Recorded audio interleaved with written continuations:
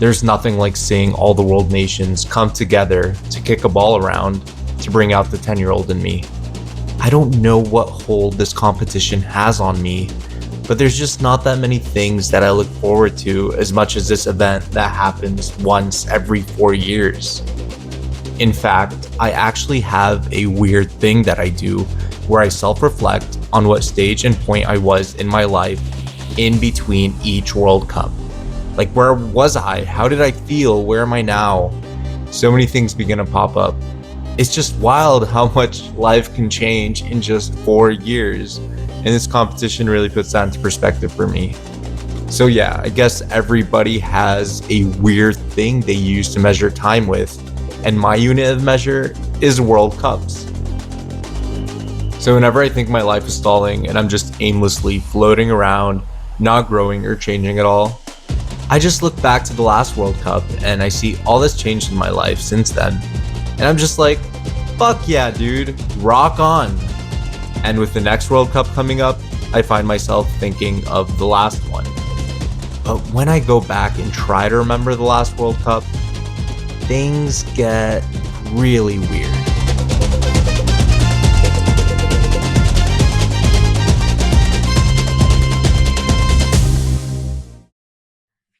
The last World Cup was a strange one. When I tried to...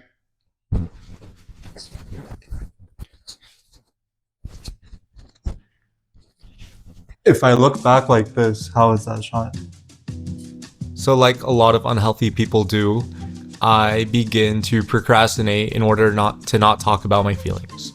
I focus on the most mundane of details. I mean, my mind just draws a blank and I try to put on a front. I begin to obsess with the angle and the way that I'm sitting. I ask myself, how am I being perceived right now? Does this look professional? The audio probably sounds like shit. But like all things in life, eventually you just have to swallow your pride and face reality head on. Testing, 1 2, 1 2 1 2, testing. Last World Cup was a strange one. And when I try to like rack my head and try to think about where I was in that point in my life, and when I try to think about the final itself, I don't really think about Mbappe's hat trick. I don't think about the 6 goals that we saw. I don't think about Messi lifting his first World Cup. I think about this one little thing, you know, that I actually have captured on video. And I've probably seen this clip in the last, 4 years. I've probably seen it twice or 3 times. And I can name 2 or 3 people that have seen this. And now I'm about to show this to millions of people worldwide. Actually, realistically, it's probably going to get like 100 views on YouTube. But yeah. It feels weird seeing yourself on camera. It feels even more weird watching yourself cry on camera. The first time I ever saw this footage, I felt a little embarrassed. It's rare for me to cry. I mean, it would really have to take something tremendous to get genuine tears out of me.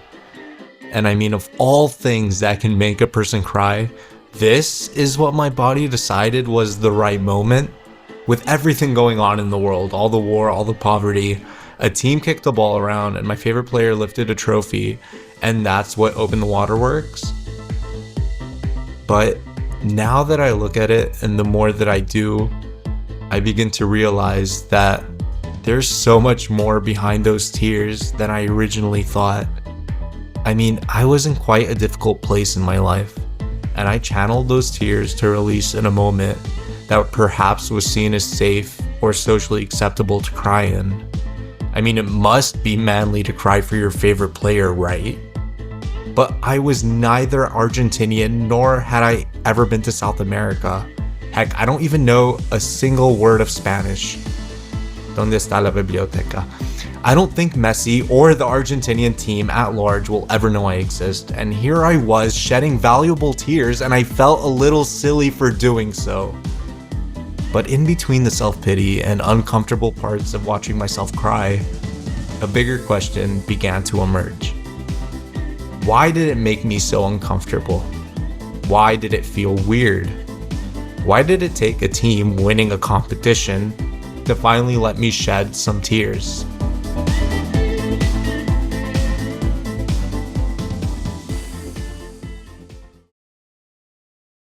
So I asked myself the ultimate question: when did it become this big social stigma for men to cry? I got up right then and there in order to find the answer.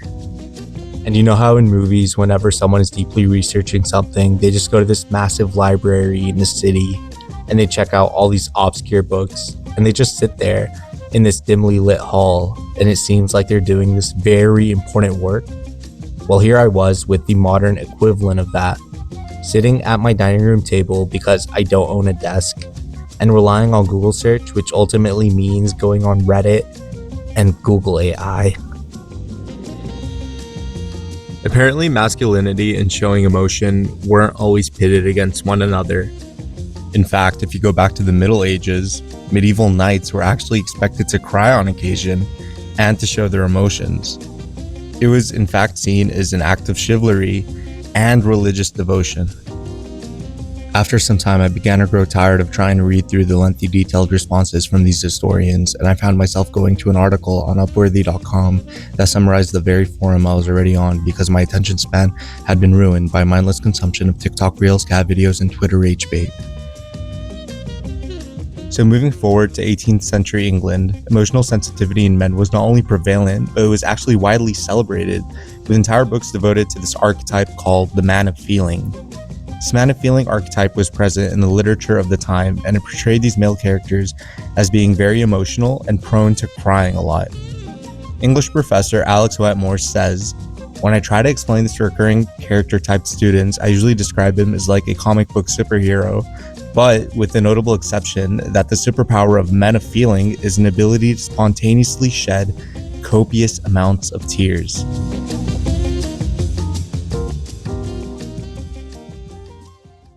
So afterwards, I excitedly go and tell my wife my findings, but I can tell that she isn't as passionate about this research as I am. What if it's not fucking recording? It's recording. All right. And this whole time, I'm just sitting there blabbering on and on, but I'm low-key thinking, is she getting the ick? That's a term I hear thrown around a lot on social media. Was my marriage on the line? Like, what took precedence? My research into the fragility of male emotions or our 2-year marriage? I mean, divorce rates are the highest they've ever been, and I surely wanted to uphold the integrity of my research, which can live on forever compared to a futile relationship that could end at any given moment, and I just can't, like, always go. Like, after all of this, the thing that I'm thinking about the most is, like, my friends, right? I just think, like, do they cry?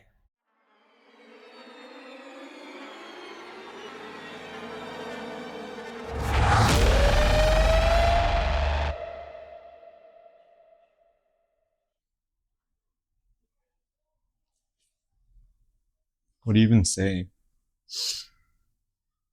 Hey, did you see the game last night? Crazy stuff. Who would have thought? Lol.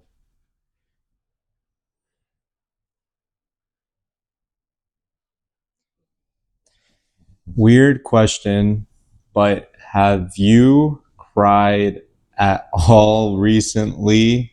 Haha, lol, laughing emojis,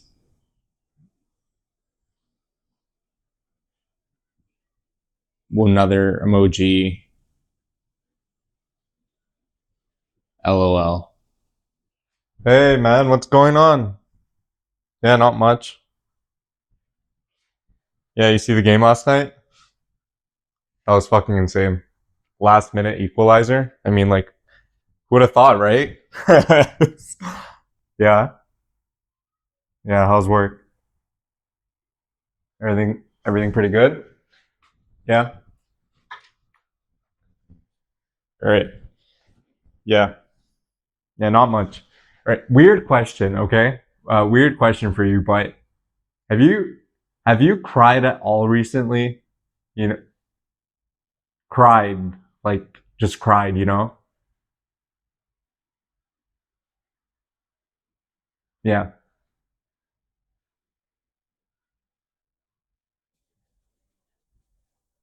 I wasn't on the phone. It was just like a trial run. That was me practicing. As hard as I tried, I couldn't muster up the courage to reach out to any of my friends and just casually ask them if they'd cried recently. My old acting teacher used to talk about an invisible thread between two people, this unspoken connection that can be strengthened through certain exercises between partners. Maybe if I tried one of those old repetition exercises from my Meisner classes with my friends, it could open this door to a healthier kind of vulnerability between us. So I decided to try this method out first on my wife as a sort of case study before moving on to my friends.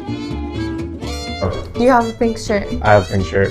You have a pink shirt. I have a pink shirt. You have a pink shirt. I have a pink shirt. You have a pink shirt. I have a pink shirt. You have a pink shirt. I have a pink shirt. You have a pink shirt. I have a pink shirt. You have a pink shirt. I have a pink shirt. Are we supposed to just keep still doing that? Just keep on doing it. No, we're gonna cut it. That's part of it. No. Oh, we're just gonna be saying, I have a pink shirt? Yeah, something tells me this isn't gonna work either. So with my friends on hold, I go back to addressing the key issue. When did I stop crying? I remember myself as being this very sensitive kid.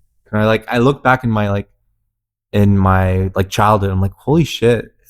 And I wonder when I stopped crying, because I used to when I look back and I remember myself as a kid, I'm like, holy shit, I was such an emotional kid. And I was like anything would make me cry. I swear, if a kid said something the wrong way, I would cry. I was sensitive. Yeah.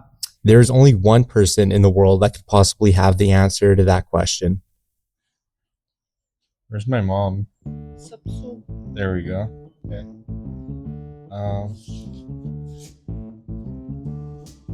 هاي ماما، كيفك؟ اشتقت لك. ان شاء الله تكوني مبسوطة بالضيعة.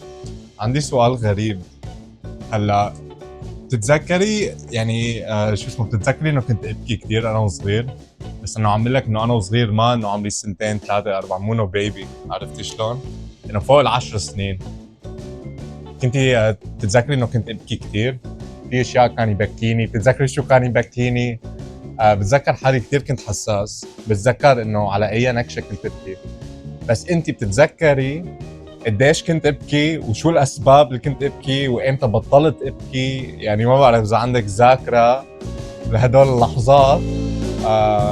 ايه اذا بتذكري اي شيء انا بكون ممنونك واشتقت لك كثير، وسلمي لي على الجماعه ضيعه.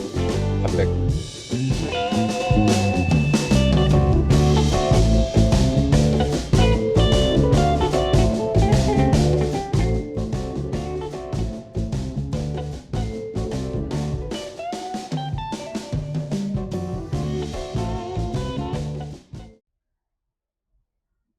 تقبر قلبي إن شاء الله يا روحي أنت.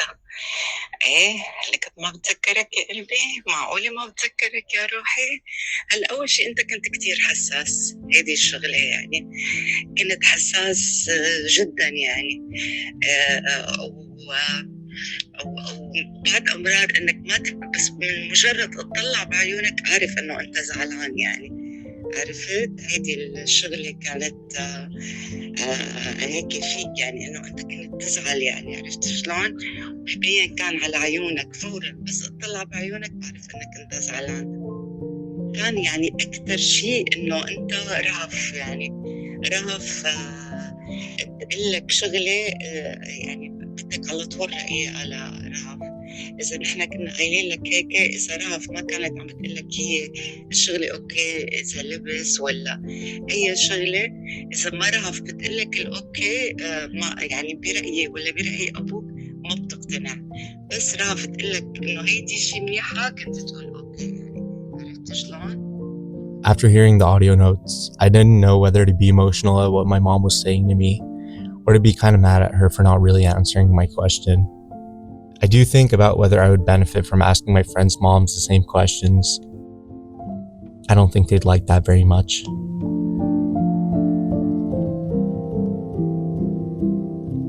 To sum up, I think I feel more confused now than I did at the very beginning. I guess trying to dissect your emotions and thoroughly analyze them isn't as straightforward as I thought. It just isn't that simple. But who knows, maybe one day we'll all cry a little easier, and we'd be able to carry these little jars around that we use to collect our tears, like little tear jars. But maybe one that you didn't borrow from your sister and it didn't have a persistent smell of chili oil on it, even after washing it several times.